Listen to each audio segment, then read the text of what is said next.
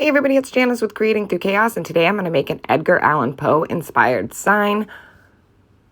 So I had this sign from Hobby Lobby, and I got it for like $2 on the 90% off clearance.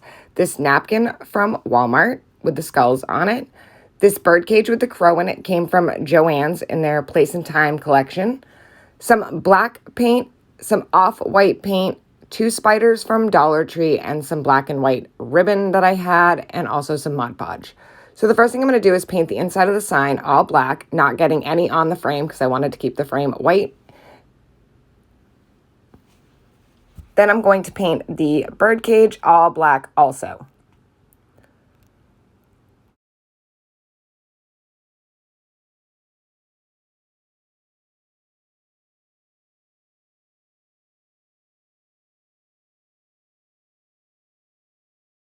Once I had that all painted, I'm going to set that aside to dry. And now I'm going to start to Mod Podge my napkin onto my sign.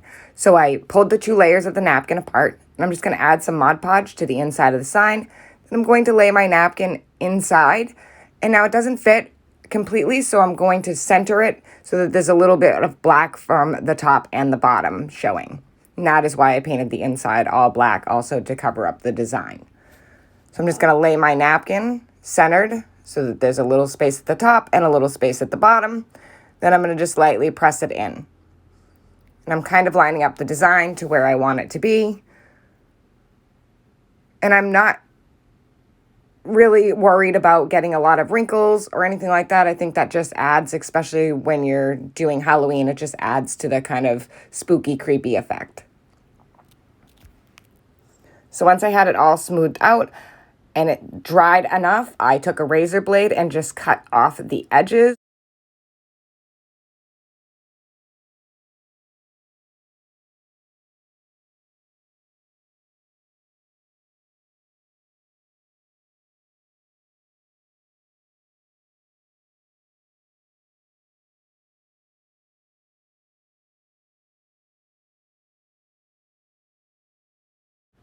And I just love the way that looks. Super spooky already.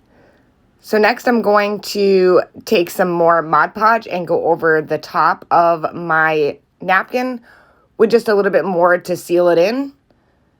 And I waited until everything was dry on my napkin to start this process of putting the second coat on. You don't want to put it on while it's still wet. The napkin is, napkins are very flimsy, so you want to wait till it's fully dry to add more.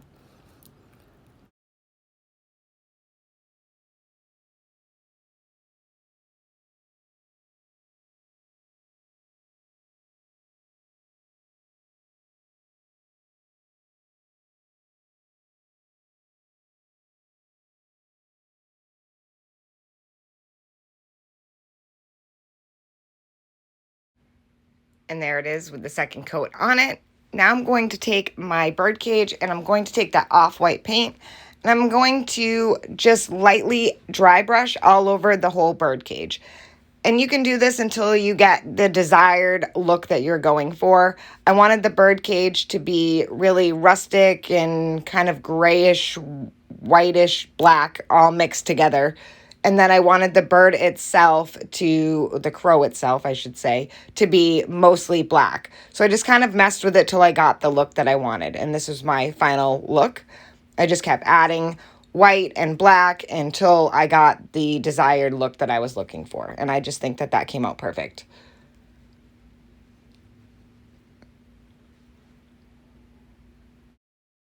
Now I'm going to take some of that black and white ribbon and I'm going to run it through the hanger on the birdcage, and then I'm just going to tie it in a knot, and then I'm going to hot glue the knot right at the top of the frame. So I'm just going to put a knot at the top, and then I'm just going to hot glue that knot into place so it kind of looks like it's hanging in the sign.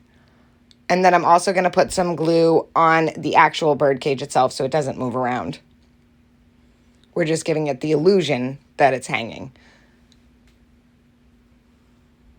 I'm going to just add a little bit of glue to the back of the cage and then set that in place. Then I'm going to take those 2 spiders that you see. Those are both from Dollar Tree, and I'm going to glue one to the top and then another one to the bottom. And I just used hot glue to do that. And that is it. You could add anything else you wanted to this. I just think it looked perfect the way it was. I love the vibe that it gives. It's spooky, but yet really cool looking. I hope this inspires you guys to make one. I think this turned out really great. Thank you guys so much for watching. Please don't forget to spread the chaos.